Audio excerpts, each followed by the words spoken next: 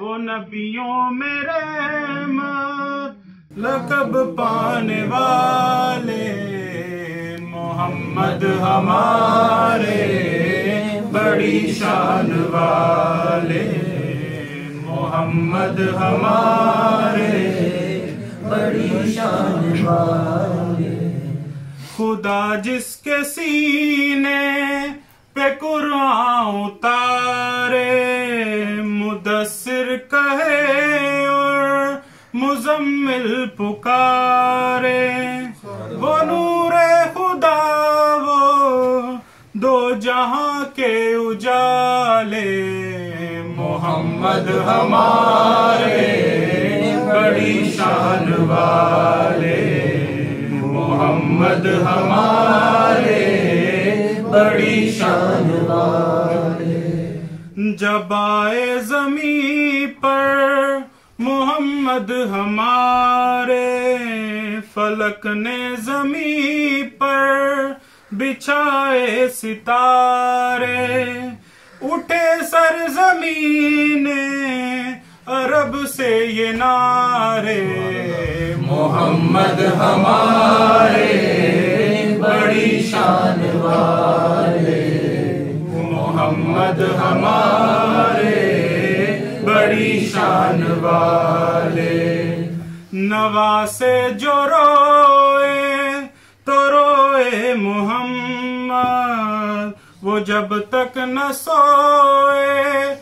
सोए मोहम्मद दो आंखें नबी की थे दोनों नवासे मोहम्मद हमारे बड़ी शान वाले मोहम्मद हमारे बड़ी शान वाले।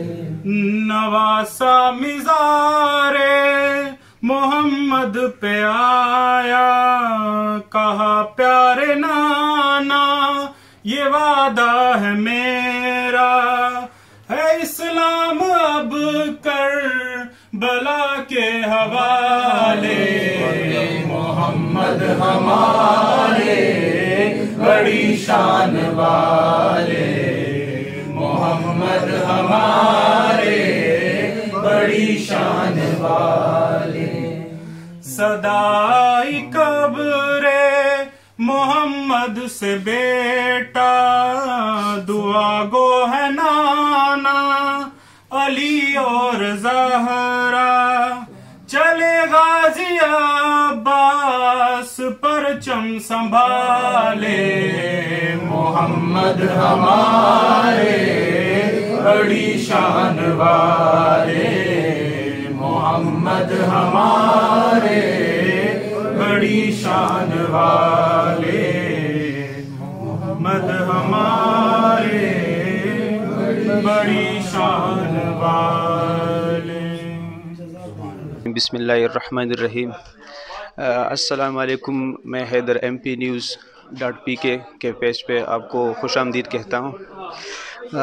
आज चूँकि 12 रबीउल अव्वल है और उस सिलसिले में नात के एक महफिल का एहतिमाम हुआ था, तो हम अपने एक दोस्त भाई से पूछते हैं इस बारे में, वो अपना इंट्रोडक्शन थोड़ा करेंगे। सलाम वालेकुम। वालेकुम अस्सलाम।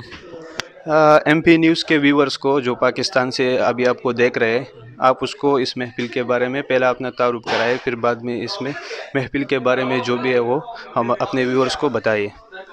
मेरा नाम मोहम्मद सारंग है और मैं यहाँ पे यूनिक कासल के अंदर मास्टर कर रहा हूँ और ये महफिल हमारे पास मेरा जो दूसरा साल है यहाँ पे, और अल्हम्दुलिल्लाह हम लोग ये महफिल का आगाज़ करते रहते हैं, मनाते रहते हैं, क्योंकि ये हमारी सबसे अफजल ईद है और हमने इसको बिल्कुल मनाना चाहिए और ख़ुशी से मनाना चाहिए।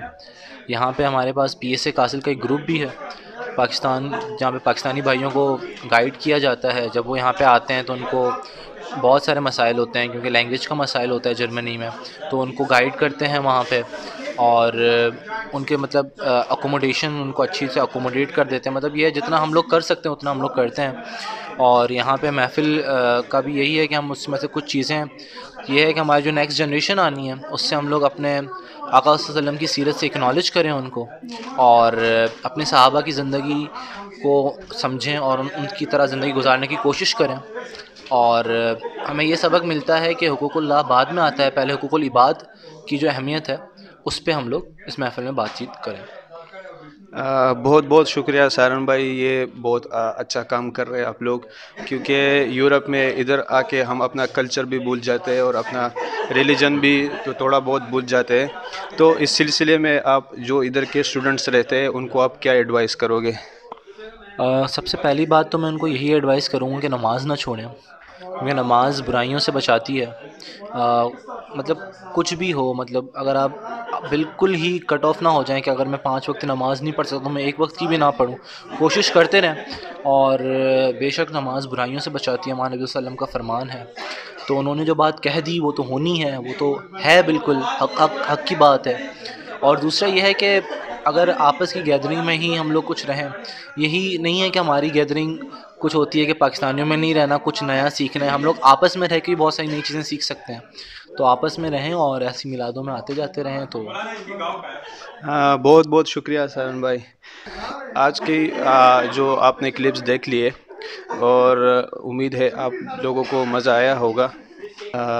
अपने रिपोर्टर हैदर अली को जर्मनी से इजाज़त दे दे। अल्लाह हाफिज़।